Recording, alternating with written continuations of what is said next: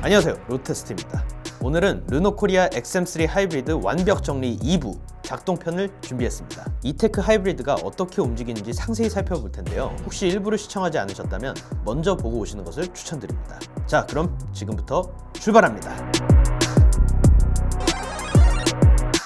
그러면 지금 엔진도 잠잠하고 여기에는 요게 HSG거든요. HSG 쪽도 사실은 잠잠해요. 내연기관 쪽에 있는 기어 단수들도 아무것도 안 물려있는 상태가 되는 거예요. 정지 상태에서 출발할 때는 무조건 배터리 EV로 가요. 엑셀을 얼마나 밟건 상관이 없습니다. 무조건 전기 모터로만 먼저 가요. 다른 하이브리드 시스템 어때요? 상황에 따라서 EV로 갈 때도 있지만 엑셀 깊게 밟으면 엔진이 확 시동이 걸리면서 가요. 얘는 무조건 배터리 온리로 가요, 출발할 때. 그래서 엔진과 모든 게 다 정지 상태입니다.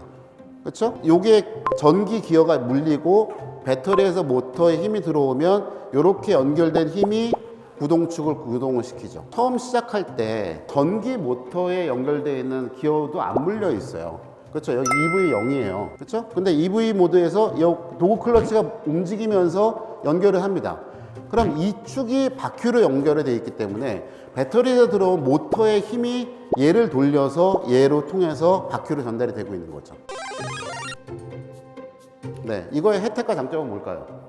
당연히 내연기관은 안 쓰겠죠. 그리고 사실은 출발할 때 항상 똑같은 느낌을 받을 수가 있어요. 내가 엑셀을 얼마나 밟느냐에 따라서 모터의 토크가 세게 들어오긴 하겠지만 전기 모터로 출발하는 상태는 계속 유지가 된다는 거예요. 근데 다른 차들은 평소에는 부드럽게 출발을 전기로 가다가 엔진이 확 더해지면서 100마력이 더 추가된 힘으로 달려가기 때문에 그게 이질감이 느껴진다는 거죠. 배터리를 충전하면서 모터로 달리는 직렬 하이브리드 상태가 가능하죠. 그래서 지금 여기에 있는 파워미터에 보이는 것처럼 엔진의 힘은 배터리로 가고 그리고 전기 모터의 힘으로 바퀴를 구동하는 상태가 됩니다. 직렬 하이브리드는 사실은 많이 작동하지는 않을 거예요. 내연기관의 효율을 제일 높일 수가 있어요, 사실은. 연소율을 가장 적당하게 쓰면서 전기 모터로만 달리게 되는 거죠.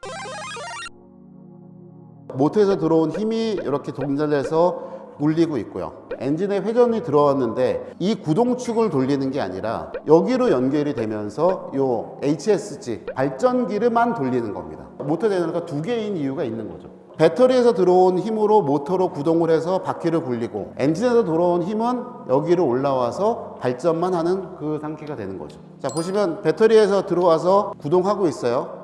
처음에 배터리에서 들어와서 시동을 걸죠. 스타터니까. 그 다음에 엔진에서 발전된 걸로는 계속 배터리를 충전을 하는 거죠. 정확하게 봐야 되는 부분이 뭐냐면 얘의 역할이에요. 얘. 하이브리드 스타트 제너레이터. 배터리에서 들어와서 시동을 걸고 시동이 걸린 엔진으로 발전을 해서 배터리를 계속 보내고 있는 거죠. 그리고 메인 모터는 뭐예요? 계속 힘을 보내서 구동을 하고 있는 거고. 그러니까 저게 직렬식이에요. 전기 모터가 메인 구동을 하고 있기 때문에 그렇게 이질감 없이 계속 EV 모드 상태로 달리는 거예요. 물론 엔진이 돌고 있으니까 진동은 커지겠지만 실제로는 주행하는 감각은 전기차 느낌으로 계속 달릴 수가 있다는 거고. 모터와 엔진의 힘으로 같이 달리는 병렬 하이브리드가 있죠. 엔진에서도 바퀴로 힘이 가고 모터와 배터리에서도 바퀴로 힘이 가는 상태가 됩니다. 이 병렬 하이브리드 상태에서는 엔진의 힘을 바퀴로도 보내고 있지만 발전도 할 수가 있어요. 이 병렬 하이브리드 때는 엔진을 굉장히 적극적으로 쓰는 겁니다. 그래서 엔진으로 발전해서 배터리를 충전을 하고 배터리에 있는 전기를 갖고 와서 구동도 하고 그리고 엔진이 돌아가는 힘을 갖고 바퀴도 굴려서 차를 달릴 수 있게 해주는 거죠. 이렇게 달리고 있는데 배터리 수준이 떨어지는 거예요. 일정 수준 이하로 충전하기 위해서 엔진을 따로 돌리는 것보다는 구동을 하는 상황에 배터리를 같이 충전하는 게 좋겠죠. 그리고 이렇게 엔진과 주행이 들어가게 되면 지금 여기 보이는 것처럼 내연기관도 기어 변속을 해서 회전수에 맞춰서 기어를 계속 올렸다 내렸다를 하게 됩니다. 그래서 여기 보이는 것처럼 이 그림에 있는 이 빨간색이 엔진에서 만들어진 힘이 3단 기어를 통해서 여기로 전달된 거를 얘기를 하고 있는 거죠. 기어가 요 레버가 포크가 계속 움직이면서 기어를 몇 단으로 연결할지를 계속 바꾸죠. 그래서 이게 4축이라고 하는 거가 뭐냐면 이 축이 메인 구동축이에요. 전기 모터, 구동 모터도 연결돼 있고 엔진도 이 축에는 연결이 돼 있어요. 그런데 그 축과 기어를 붙일 거냐 말 거냐 그거를 도구 클러치로 한다는 거죠. 축은 돌지만 기어는 안 돌고 있었던 상태, 그거를 연결하는 것들을 도구 클러치가 붙여주기 때문에 요 메인으로 있는 요 한 축 안에서 엔진의 동력과 모터의 동력이 붙고 떨어지고 할 수가 있는 거고요.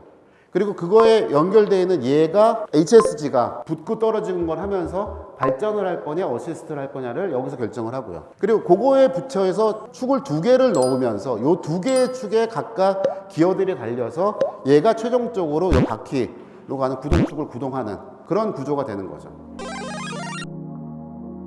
자, EV 모드로 가요. 그렇죠? 전기 모터에 의해서 굴러가고 있어요. 들어가서 시동을 걸었습니다. 그래서 기어를 바꾸기 시작을 했어요. 그럼 2단에서 3단 될 때 봅시다. 여기 지금 잠깐 빠지죠? 3단에서 4단 갈 때도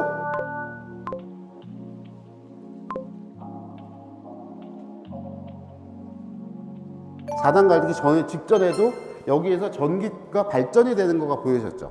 왜 그러냐면 아까 그 얘기 했었죠. HSG의 역할이 기어가 바뀔 때에 싱크를 맞춰주는 싱크로나이저 역할을 한다고 그랬잖아요. 얘가 발전을 한다는 거는 아까 저희 MGU H가 터보차저 부스트가 너무 높아졌을 때 저항으로서 작동하는 것처럼 이 회전수를 맞추기 위한 저항으로서 작동을 하는 거예요. 그러면 저항으로서 모터가 거꾸로 돌아가면 어떻게 된다?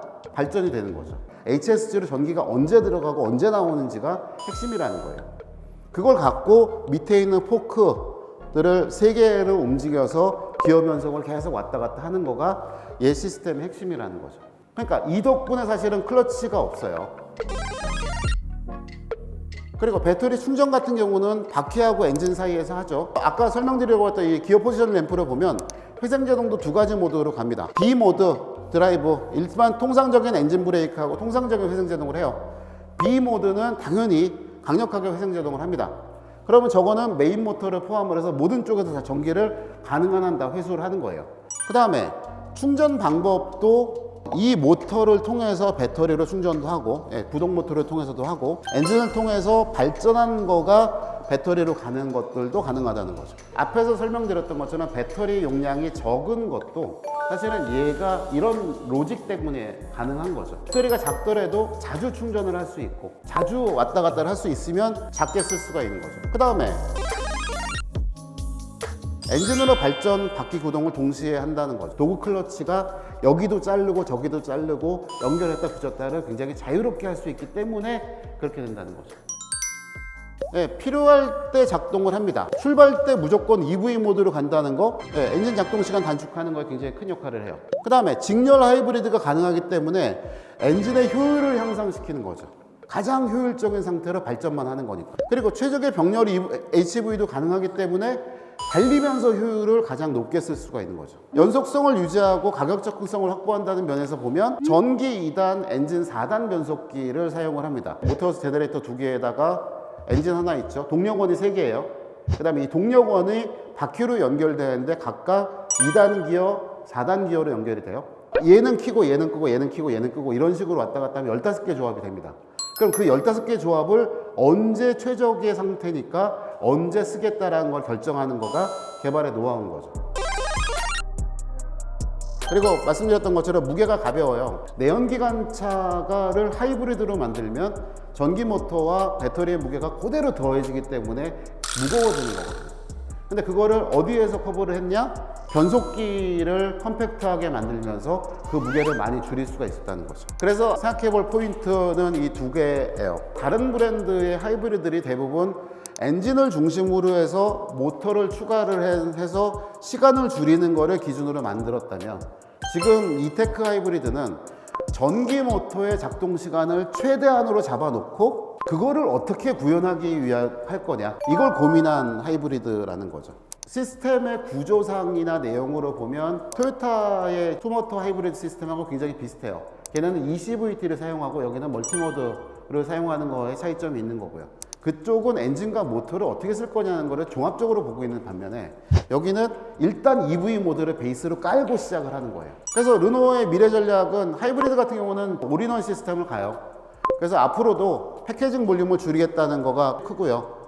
클리오 같은 경우도 연료 탱크만한 사이즈 안에 엔진하고 모터하고 뭐 배터리까지 변속기까지를 다 집어넣을 수 있다는 거가 핵심인 거고요. 그래서 이테크 그 멀티모드 변속기가 개발하는데 오래 걸렸지만 혁신적이라고 하는 얘기가 그겁니다. 부피가 작다는 거죠. 그리고 WLTP 기준으로는 연비나 연료 사용량이 45% 이상 감소하는 걸로 돼 있어서 원래 소형차는 연비가 좋은데 그거를 45% 절반으로 줄일 수 있다는 거는 굉장히 큰 장점이 사실은 되죠.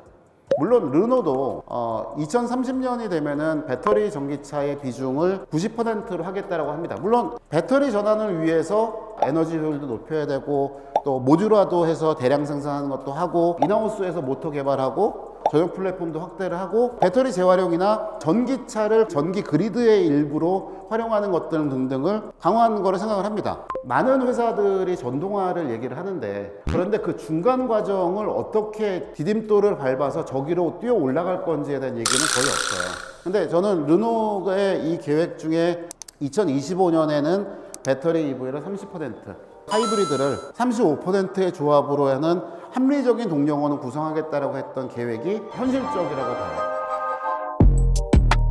자, 지금까지 XM3 하이브리드에 들어갈 이테크 하이브리드 시스템에 대해 살펴봤는데요. 어떠신가요? 머릿속에 잘 정리가 되었죠? 오는 10월 출시하는 XM3 하이브리드 로드 테스트가 정말 꼼꼼하게 시승 느낌을 전해드리도록 하겠습니다. 감사합니다. 곧 다시 만나요.